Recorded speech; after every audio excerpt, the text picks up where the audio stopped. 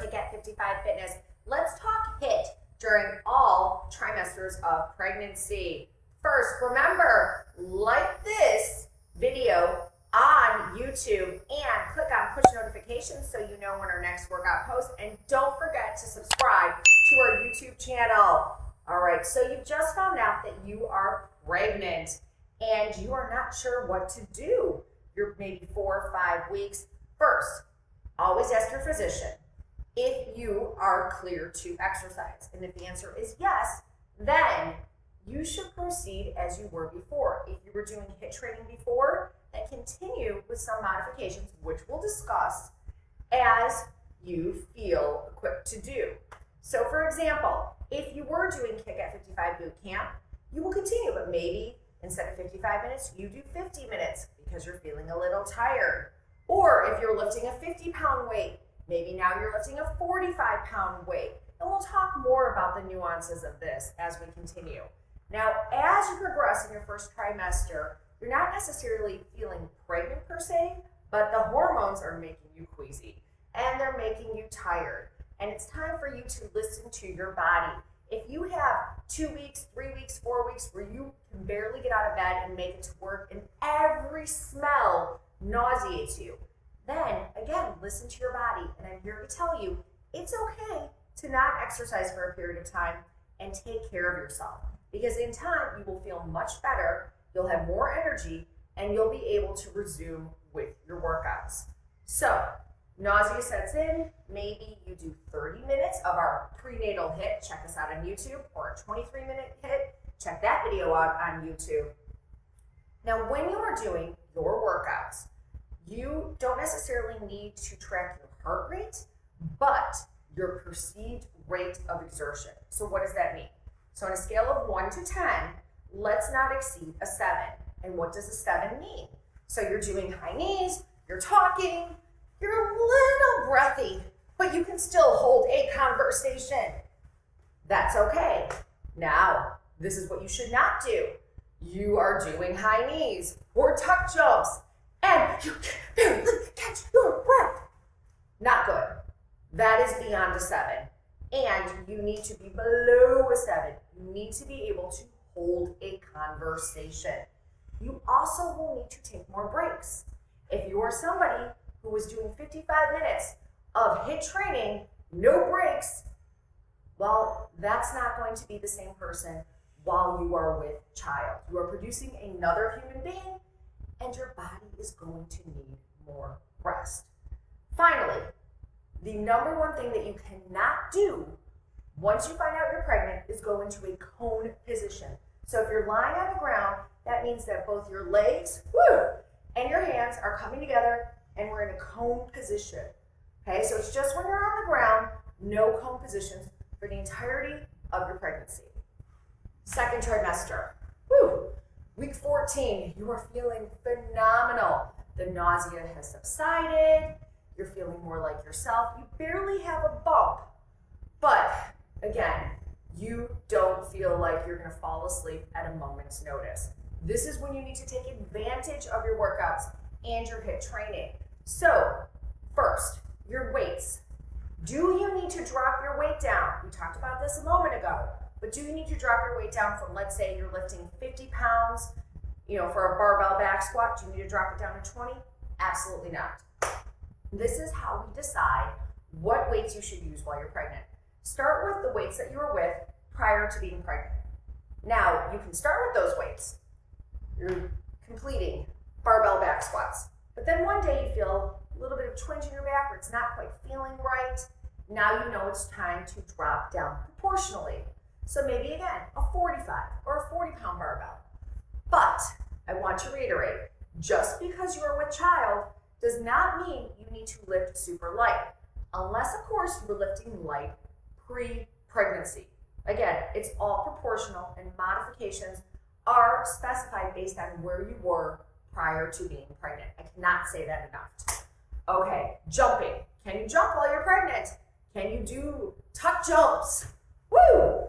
Star jumps, burpees, yes and no. So if you were doing this prior to being pregnant, and while you're pregnant, or at least in certain times of your pregnancy, you're not feeling any pelvic pressure when you jump, doesn't feel like the baby's going to fall out while you're jumping, yes, then you can continue. I have trained hundreds, maybe thousands of pregnant women over the course of the last decade, including myself. I have 3 kids, which I didn't mention, but I mentioned before. Some women can jump the entire time, up until week 40. And some people stop the minute they find out they're pregnant. It all depends on how you carry. So a lot of times I would carry more in my center. I was more of a centric carrying pregnant woman. And as a result, there was more pressure in my pelvic area while I was jumping. So after a certain period of time, no tuck jumps for me, no star jumps. And then I would just take it to high knees, so 1 foot at a time. And for some women, that's great through the entire pregnancy. But at a certain point, maybe even doing the high knees or switch kicks where 1 foot's always on the ground, that also makes you feel like you have some pelvic pressure. So then we just go to kick, kick, march, march. You just have to pay attention to your body and how you're feeling. I also want to state that when and if you feel pelvic pressure, odds are nothing's wrong, but you should always check in with your doctor. And first thing is, you sit down, you elevate your feet, you get some water, and yes, call your doctor. But again, odds are you're fine. Lying on your back while you're pregnant, lifting weights. Let's say you're doing a chest press. At a certain point, and it does happen with every pregnant woman, it just doesn't happen at exactly the same time. You're going to feel like you can't breathe when you're lying on the ground. And that's because the baby is slowly expanding and then pressing on your vena cava. And as a result, you will feel like when you're lying flat on the ground, you can't breathe, or you're lying in bed and you can't lie flat on your back. It's at that point that you elevate your head while you're doing chest press, or anytime you are lying flat. That is when you do it. It's not just a 25 weeks, we stop lying flat on our back. It's when you feel like you can't breathe at that time. Let's talk about lifting overhead while you're pregnant. It used to be a big no-no. Don't lift over your head while you're pregnant. Why? No harm to the baby.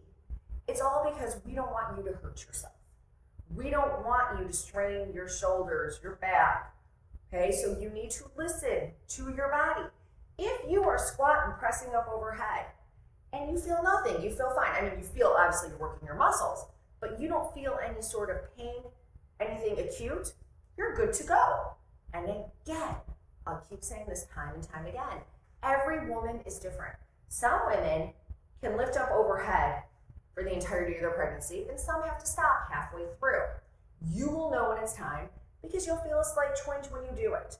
Now, it might be, it feels a little weird, you drop your weight down and everything's great. There are women who do pull-ups their entire pregnancy, yes. But again, only if you did pull-ups prior to becoming pregnant. So again, listen to your body. Now let's talk about the plank position. This is something that a lot of women don't pay attention to. We think that just because we're pregnant, we're in plank position, we're great. So here's what happens. If you are carrying mainly in your stomach region, especially if you're short like me, that's kind of the only place the baby can go. When you lie straight in a plank position, all of the weight, all the pressure is going to the center of your abdomen, your rectus abdominal area.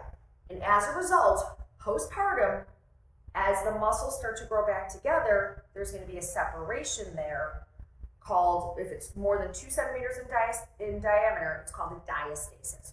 We don't want that. We want to prevent that.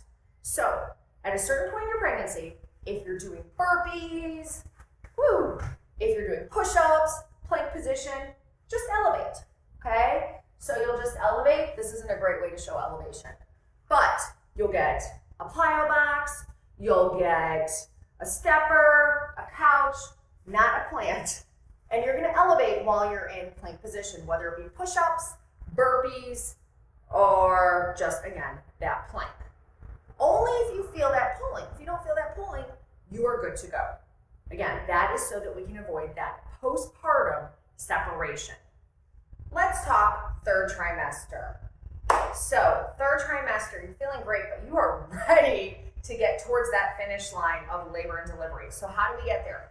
You must continue your workouts. So every week you're going to feel a little more tired, a little bigger, again, just more lethargic. Listen to your body. You're going to need more breaks. That doesn't mean you need to stop doing the workouts. It means you need to modify. So if you've been doing 55 minutes, you might go to 45 minutes. If you've been doing 45 minutes, you go to 40 or 35. Or you might do 30 minutes, take an hour, and then go and do another 23-minute workout. Again, it doesn't have to be all at once or all or nothing. If you were doing 5-6 days a week before, maybe you're doing 3 or 4 or 5 now. Jumping, same rule applies. If you've been doing tuck jumps and you start to feel that pelvic pressure, we switch it to high knees. If you're doing high knees and you feel pelvic pressure, it just doesn't feel right, we switch to marching. Again, anytime you feel pelvic pressure, I'm going to reiterate, you sit down, you elevate your feet, you get some water, and you call your doctor. Your weights. Third trimester might be where you have to stop lifting overhead. Maybe, maybe not. You might need to reduce the amount of weight that you are lifting. Okay, now, here's what happens. As you get closer and closer to your due date, the more squats you can do, the better. The more you're going to open up your pelvis and make it ready for labor and delivery. The more sumo squats you can do, the better. Again, all in our 30-minute prenatal HIIT, 23 prenatal HIIT. So keep doing as much as you can do within reason up until labor and delivery. Again, assuming that your doctor allows you to do so. Because, again, women who do HIIT training throughout their entire pregnancy have overall lower weight gain, lower risk of gestational diabetes, lower risk of postpartum depression, lower but healthy birth rates for the baby, overall smarter babies. All right, so that concludes everything you need to know about all 3 trimesters of your pregnancy and how you can engage safely in HIIT training. Remember, watch our 23-minute, no, don't just watch, do our 23-minute and 30-minute prenatal HIIT videos on YouTube. You can find them right now.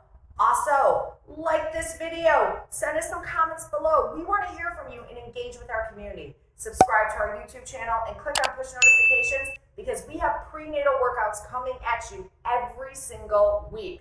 And finally, follow us on YouTube, Instagram, and TikTok. Thank you again. Remember, subscribe to our YouTube channel and click on push notifications so you know when our next workout posts.